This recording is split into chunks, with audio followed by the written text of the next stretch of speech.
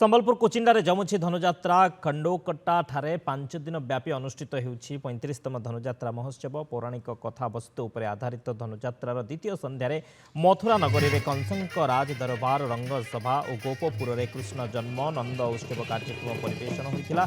सितुआ राति रे चित्ताकर्षक नाट्याभिनयर बेस मजा उठाइथिले दर्शक। महोत्सव रे पंचायत राज मंत्री स्थानीय विधायक कोचिंडा एसडीपीओ सभापति पूर्णचंद्र पटेल राजकीय अतिथि भावे जोग देइथिले। पौराणिक कथावस्तु उपर आधारित धनुजात्रार नाट्याभिनय और आदिवासी लोकनृत्य को मनभरी उपभोग करथिले उपस्थित दर्शक। कंस महाराज खंडोकटा कंस महाराज दरबार रे आम गोटे पश्चिम ताल गोटे आम डांस अच्छे आम से परिवेशन करूँ। 35 बरस है धनुजात्रा उत्सव पालन होके बहुत लोग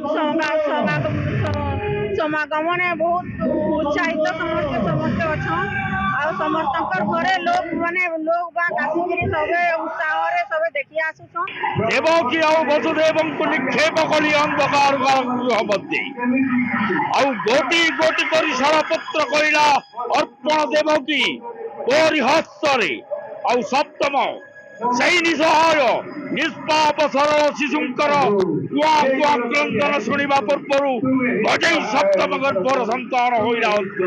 आमर संस्कृति है आमर लोक माने ताको स्वीकृति दउछन बड़ कथा है।